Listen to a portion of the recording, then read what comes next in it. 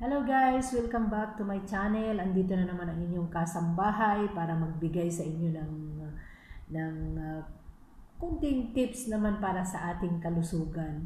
Lalo na po sa ating mga kapwa OFW, kasambahay na walang kakayahan magpagamot. Ayun, dito lang sa sa bahay na hindi kayang ipagamot ng mga amo. May mga among ganyan eh. So ngayon po tapos pwede rin po ito sa Pilipinas, yung mga kababayan natin na hindi walang kakayahang magpagamot. Ayan, so ay bibigyan ko po kayo ng yung tips po na yung home remedies po na nakakatulong po sa ating kalusugan. So ang po natin, ang pag-uusapan po natin ngayon is ang cloves. Ito po. So ito po ang cloves. Ayan. Ayan. Alam niyo po ba na ang cloves ay napakaraming health benefits po sa ating katawan? Una po, pwede po itong inumin para sa mga may ubo. So, ang gagawin po ay maglagay ng yung mainit na tubig. Tapos, dalawa lang ang ilagay. So, bali ang makonsume lang po natin na cloves every day is only 2. 2 piraso lang po. Kasi nakakasama din pagka masobrahan. Ayan, so 2 po. Una, sa may mga ubo, magpakulo lang po ng tubig. Tapos maglagay po ng 2 piraso. Yung tamang 1 baso lang po. Ganun. Tapos lagyan ng lemon. Ayan po.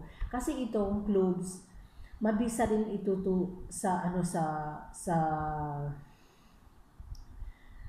pag makapatay din ito ng bakterya. So dito sa uman, ang advice kasi ng iba, yung na kasi may mga amo na nagkaroon na ng corona, kaya ito yung sinabi na inumin, cloves tapos may lemon. Yan, lagyan po ng kunting lemon. Painit ng tubig, lagyan ng 2. So, don't forget po na ang dapat po natin makonsume lang po sa isang araw ay 2 cloves, 2 pirasong cloves lang po. So, ngayon naman po, sa may mga ubo, kasi mabisa rin po yan sa liver natin. So, ang cloves din ay nagtataglay ito ng high antioxidant. Tapos ang cloves can kill bacteria, protect from liver cancer. Ayun, tapos reduce stomach ache. Ganun din po ang gagawin pag sumasakit ang tiyan. Magpakulo lang po ng tubig, tapos maglagay ng 1 or 2, ayan, mawawala po kaagad yung yung sakit sa tiyan ninyo.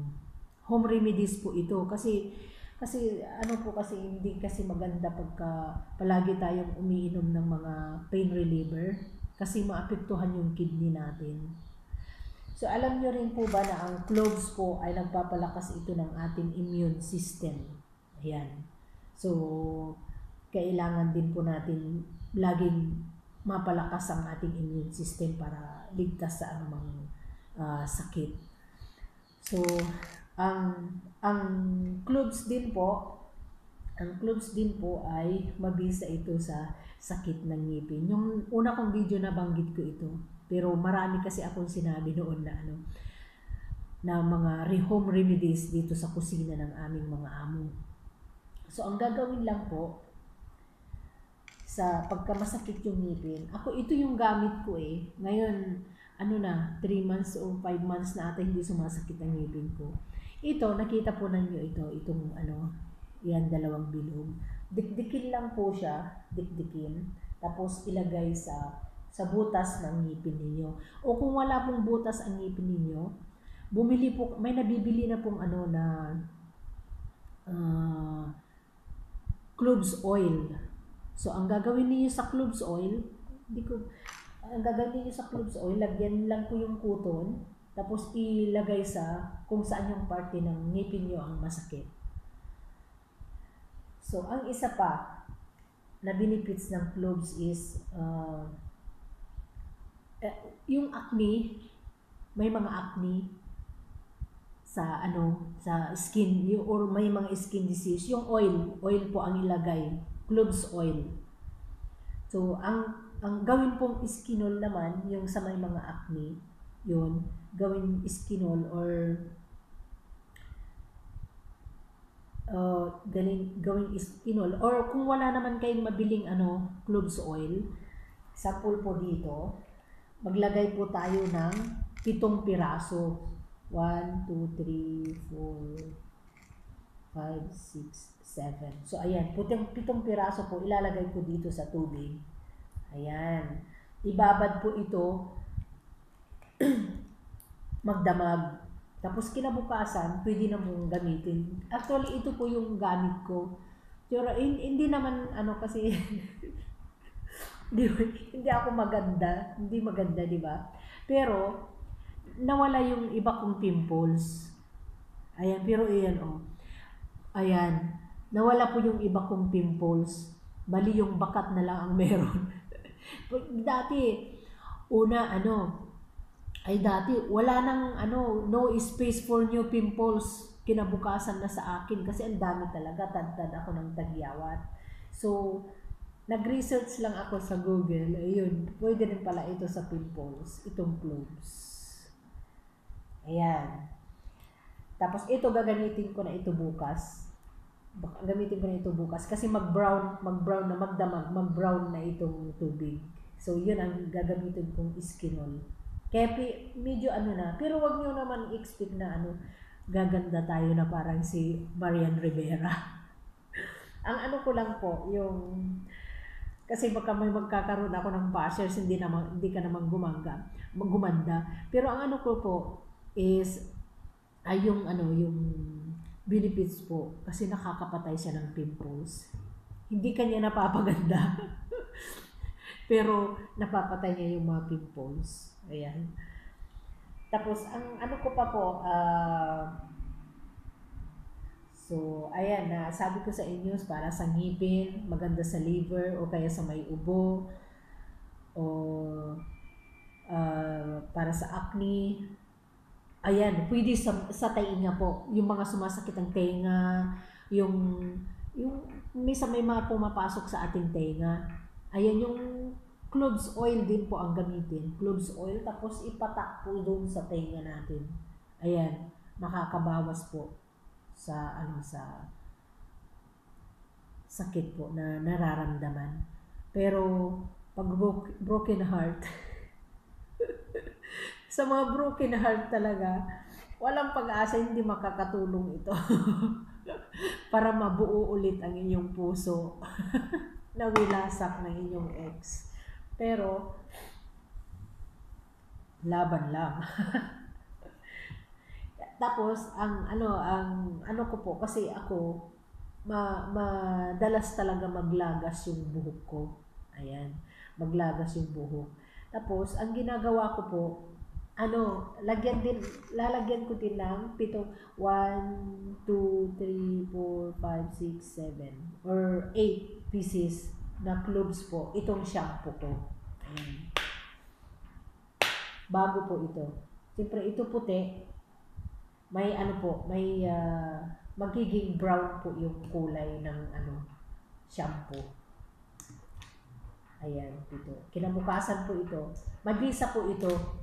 I-try nyo po para sa lakas maglagas ng buhok, lalo na dito sa Middle East. Yun ang problema ng mga kasambahay eh. Ang lakas maglagas. Ewan ko ba bakit ang lakas maglagas ang buhok dito sa Middle East. Ayan. Ayan po. So, gamitin ko na ito mamaya pag naligo ako. Isik lang ng ganun. Wala namang amoy eh. Hindi naman okay naman yung amoy. Kahit pag uminom ka, okay naman ang amoy.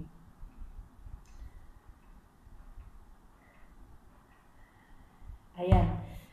Sa mga rin po, sa pag napaparami yung kain natin,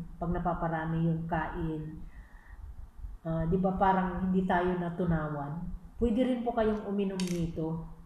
Yun din yung gawin Yun din yung gagawin, yung magpainit ng tubig, tapos maglagay lang ng isa or dalawa.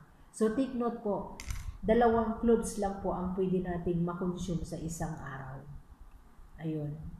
So, yun lang po sa mga kagaya ko na hirap sa buhay, walang kakayahang magpa-doktor, home remedies ang inaasahan natin.